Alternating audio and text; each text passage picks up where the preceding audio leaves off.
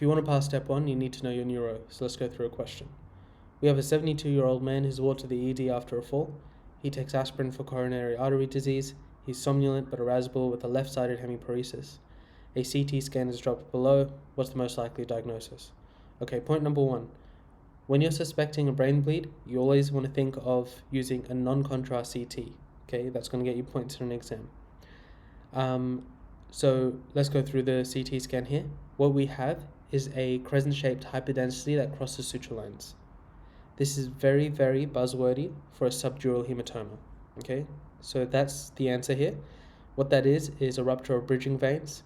It can be acute from trauma, or it can be chronic, which is associated with things like increased age, chronic alcohol use, things like that.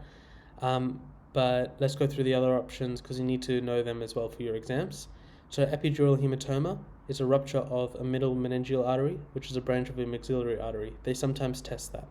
It's normally secondary to a skull fracture, and what happens here is you get like a transient loss of consciousness, followed by the very buzzwordy lucid interval, so they're fine, and then they have a rapid decline, and that can lead to things like a coma.